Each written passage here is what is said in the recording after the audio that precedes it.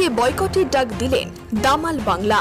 বুধবার দামাল বাংলা ডাকে তথা দলিত মুসলিম আদিবাসী মাইনরিটি সম্প্রদায়ের যৌথ উদ্যোগে এনআরসি এনপিআর এর বিরুদ্ধে কলকাতার মৌলালিতে বিখ্যাত লেখক মানিক ফকিরের উদ্যোগে বিক্ষোভ সভা হয়।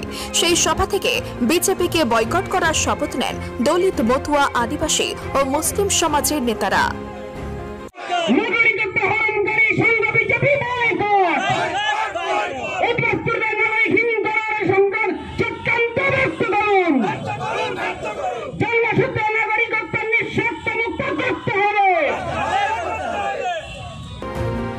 উপস্থিত ছিলেন বসিরহাটের পীরজাদা খোবাইব আমিন, মাওলানা কামারুজ্জামান, ইমতিয়াজ আহমেদ মোল্লা, সুকৃতি রঞ্জন, বরুণ মাহাতো, আদিবাসী নেতা রবীন সরেন, মতুয়া নেতা হর্ষিত বিশ্বাস, দীপক মুক্তমনা, সৌম্য মণ্ডল সহ আরও অনেকেই।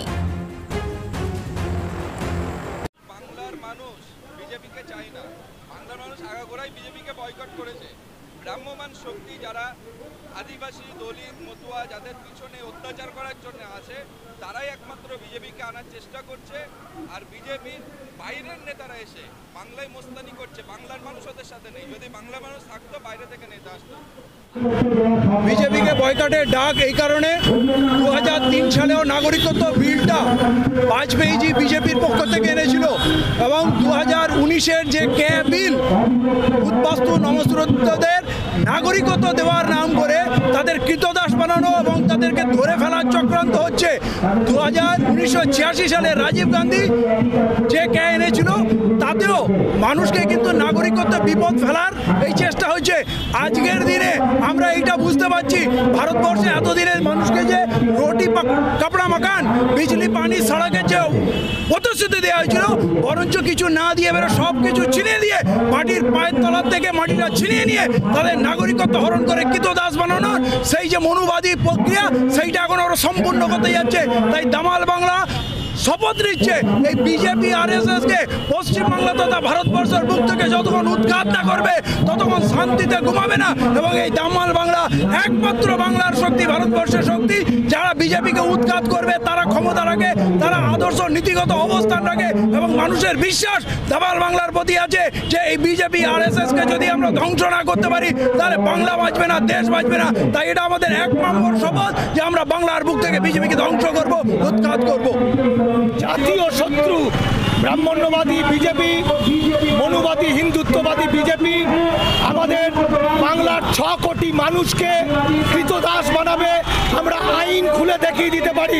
যদি বিজেপির এমন কোনো বাবা থাকে, নরেন্দ্র মোদীর বাবা, অমিত শাহর বাবা, দিলীপের বাবা যদি এসে প্রমাণ করতে পারে এই নাগরিকত্বের একটা উদ্বাস্তু নাগরিকত্ব পাবে তাহলে আমরা যা শাস্তি দেবে তাই দেব। বিজেপিকে বয়কট করতে হবে, বিজেপির সঙ্গে কথা বলা বন্ধ করতে হবে। পাড়ায় পাড়ায়, গ্রামে গ্রামে, দোকানে দোকানে এদের দোকানে কোনো মাল নিলে হবে না। বিজেপির সমস্ত পার্টি অফিস ভেঙে গুড়িয়ে দিতে হবে। এই অসভ্য বর্বর এই এরা মানুষের, এরা মানুষ নয়, এরা জানোয়ার।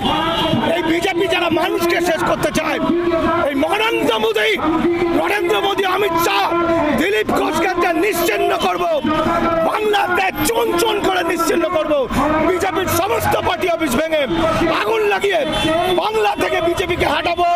আমরা দামাল বাংলা এবং বাংলার দলিত আদিবাসী মাইনরিটি মানুষেরা। ইসার ইউনিকম এখানে সহজ কিস্তিতে নামি দামি কোম্পানির মোবাইল সুলভ মূল্যে পাওয়া যায় এবং বিভিন্ন কোম্পানির fridge, mixer machine, AC, LED TV, home theatre ও বিভিন্ন ইলেকট্রনিক দ্রব্য সুলভ মূল্যে বিক্রয় করা হয়। ঠিকানা চিনিপুকুর রোড, কাশীপুর, দক্ষিণ 24 পরগনা। বিস্তারিত জানতে কল করুন 9153200300 নম্বরে।